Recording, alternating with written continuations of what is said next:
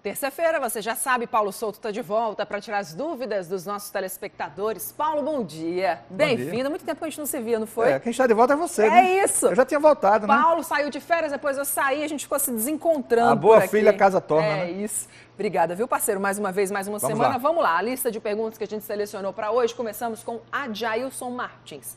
Posso trabalhar durante o contrato de experiência sem carteira assinada?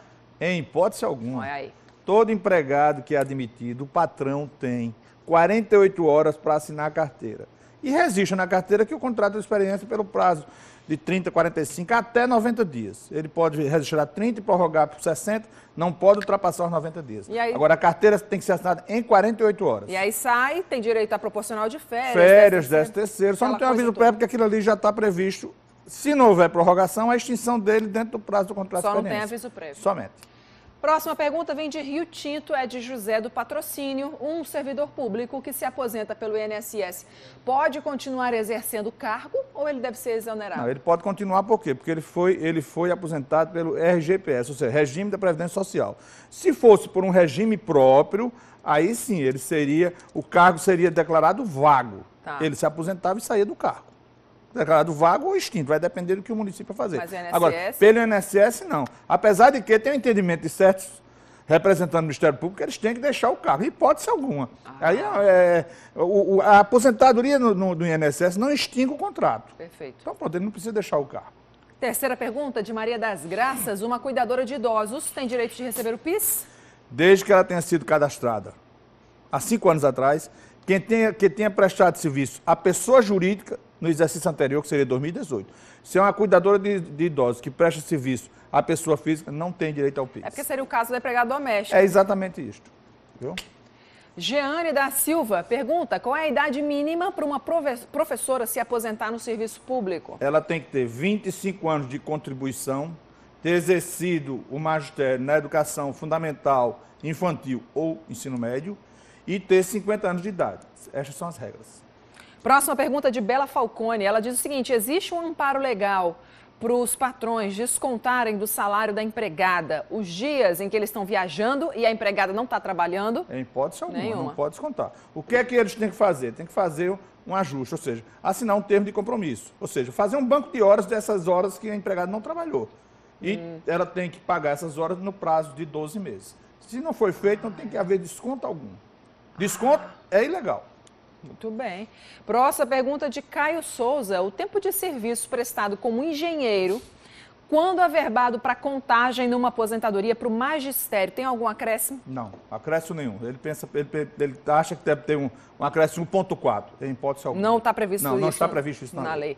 Próxima pergunta de Maria Natália Simplício. Quando um trabalhador é demitido no meio do mês e ele tem que devolver o valor do Vale Transporte, que recebeu de forma antecipada? Na rescisão é feito um encontro de contas. Se ele não usar o Vale Transporte, a obrigação é de devolver sim, mas isso é feito um ajuste, um acerto de contas.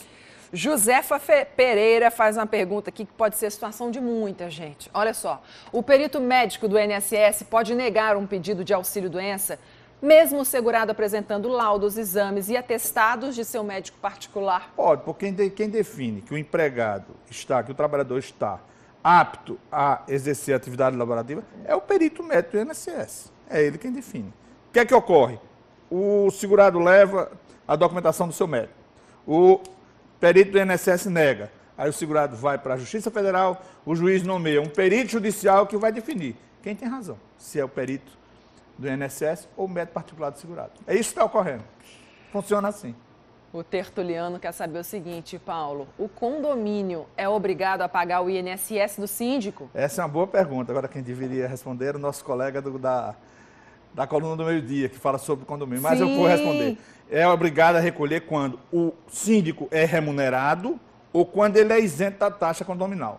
Geralmente, todo síndico é isento da taxa condominal, mas o condomínio não paga o INSS dele. Só paga quando o síndico é remunerado. Mas ele tem direito, então. Ele tem direito. É o síndico profissional ou aquele que está isento da taxa condominal. Aí é obrigatório o recolhimento. Não sabia dessa. Agora, de Campina Grande, a pergunta é de Luísa Lins. Quem falta apenas 2 anos para se aposentar vai ser atingido pela reforma da Previdência? Provavelmente ela vai entrar na regra de transição. Todos serão atingidos. Só aquelas pessoas que já têm um tempo de serviço, já cumpriu, esses não serão. O resto. Pergunta de sapé agora do Cláudio César. Quem é diagnosticado com uma surdez unilateral pode se aposentar como portador de deficiência, com base nessa lei aí de 2013? Quem se aposenta nessa condição pode continuar trabalhando? Isso é uma aposentadoria, vamos dizer, nova, porque é de 2013, já certo. que a nossa lei 8.203 é de 1991. Ele pode se aposentar e pode continuar trabalhando. Por quê? Porque ele não foi aposentado por invalidez. Ele tem uma deficiência, mas pode continuar trabalhando, como também pode se aposentar porque seu tempo de serviço é reduzido. Dependendo do grau da deficiência, ele é reduzido. Paulo, vamos fazer uma pausa aqui nas nossas perguntas, que a gente está recebendo sempre do pessoal de casa, para a gente falar sobre um pente fino que o governo deve começar a fazer nos próximos meses nos benefícios do INSS. Falamos sobre isso agora. Semana passada foi aprovado um projeto no Congresso Nacional que autoriza o governo a fazer isso. Agora, como é que deve funcionar? Quem é que vai ser afetado com isso? Silvia Torres, ao vivo de novo, vai nos ajudar com essas respostas, ela que está com um especialista. Diga lá, Silvinha. Oi, Patrícia. A intenção mesmo é evitar fraude na concessão dos benefícios do INSS. Por isso que eu estou aqui ao lado do Tiago Baracuí, que é advogado, e ele vai explicar para a gente, primeiro, como é que vai funcionar, como é que está funcionando esse pente fino. Bom dia. O pente fino ele teve início em janeiro deste ano. Então, a partir de janeiro deste ano, ele já teve vigor, já começou a entrar em vigor. Sendo que agora o Congresso ele fez a aprovação desse pente fino para se transformar em lei. O Senado, semana passada, segunda-feira passada, converteu e atualizou o pente fino. Então, houve algumas alterações em sua redação e essas alterações foram para o presidente para que ele possa sancionar ou vetar essa medida provisória. Muito bem. Esse pente fino em alguns benefícios, quais são? Todos os benefícios por incapacidade, então auxílio-doença, aposentadoria por invalidez e pensão por morte, que tenha maior inválido e esse inválido ele precise de uma perícia, ele vai ser chamado para uma revisão. Essas revisões elas são feitas periodicamente. O pente fino ele trouxe também uma alteração que é fazer a revisão naqueles benefícios onde o Tribunal de Contas da União indique uma possível irregularidade. Então, havendo algum benefício, por exemplo, uma aposentadoria trabalhador rural, onde as provas que foram apresentadas seja avaliado como provas insuficientes, esse segurado ele vai ser convocado para a Previdência para que ele possa trazer novas provas e apresentar sua defesa em relação à concessão do benefício. Houve também uma alteração no prazo. O prazo que era dado antigamente era de 10 dias, agora com a alteração feita no Senado e no Congresso, ele teve uma alteração para 30 dias para as pessoas comuns e 60 dias para os aposentados no tipo segurado especial, seja ele trabalhador rural ou pescador. Então eles têm esse prazo do momento da notificação para poder apresentar a sua defesa. Se a defesa for aceita, o benefício ele vai ser pago normalmente. Caso haja a defesa seja insuficiente, então ele tem um prazo de 30 dias para recurso em relação à decisão final do INSS. Tiago, que tipo de irregularidade é encontrado, por exemplo, em benefício como pensão por morte?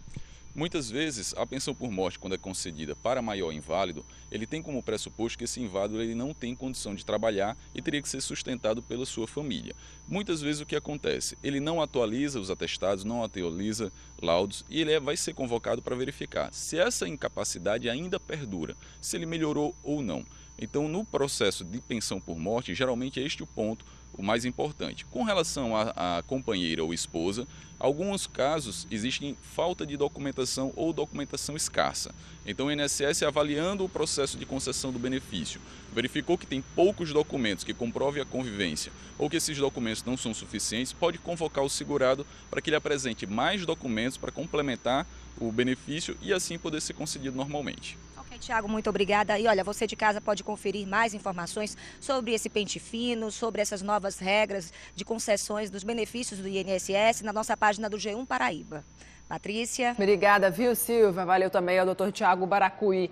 E aí, Paulo, muita gente teme demais esse pente fino do INSS. Olha, esse pente fino vem ocorrendo desde 2017. Sim. Em julho de 2017, foi feito pente fino em aposentadoria por invalidez e auxílio-doença.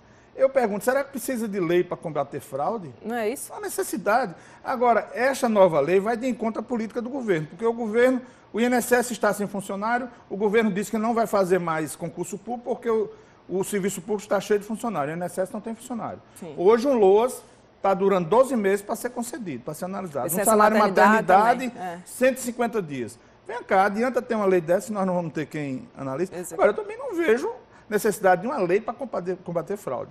Há muitos anos, nós, procuradores federais, já dissemos como é que tem que funcionar. cria um grupo de auditores e um grupo de procuradores para fazer uma auditoria. Basta isso. Se fizer, vai pegar muita fraude? Vai. Todo mundo sabe disso. Agora, eu não sei como é que isso vai ser feito, porque funcionário não existe. O governo vai ter que dar solução para o caso. Vamos seguir com as perguntas, então, aqui, que a gente selecionou para esse dia de hoje. Paulo, antes da gente fazer o nosso bate-papo ao vivo com os telespectadores que nos acompanham agora. Joana Rosa pergunta que eu paguei de contribuição previdenciária sobre gratificações que não foram incorporadas à minha aposentadoria. Pode ser resgatado? Não existe essa possibilidade. Não. O que ocorre é se ele pagou acima do teto. É o único caso que você tem de volta. Fica no limbo aí, então, né? É. Do INSS perdeu esse dinheiro. Agora, a Ana Clara pergunta, quando uma empregada doméstica pede demissão, como é que fica o aviso prévio? Rapaz, o empregador doméstico tem que tomar consciência seguinte. O aviso prévio, quem pede demissão, ou cumpre o aviso prévio, ou o aviso prévio, o empregador tem o direito de descontar na rescisão, que equivale ao valor de um salário mensal. Entendi. Ou o empregador dispensa a empregada de cumprir. Se dispensou, pronto, não vai cumprir, Entendi. nem vai ser Pagar. indenizado, nem vai pagar. Funciona desta forma. Cássio do Bessa diz o seguinte, a minha mãe é viúva, recebe uma pensão por morte. Ela paga INSS como autônoma e gostaria de saber se ela vai poder acumular a pensão por morte com a aposentadoria. Pelas regras Tranquilo. atuais, não tem problema algum. Vai continuar recebendo, vai sem problema algum. Pode receber os bons benefícios, sim. E a gente termina hoje com o José do Patrocínio, que faz a seguinte pergunta. Paulo, quem trabalha num órgão público como motorista, numa jornada de trabalho de 12 por 36, pode ter a carteira assinada como motorista particular, prestando serviços aí para uma família? Pode, porque ele é servidor público no órgão, Sim. Entendeu? Numa escala que ele provavelmente não vai haver nenhum impedimento de ele trabalhar. Nesse caso, ele seria um empregado doméstico. Um motorista particular Perfeito. é considerado empregado doméstico. Tudo Pode sem certo. problema algum. Agora, carteira assinada, tudo direitinho. Paulo,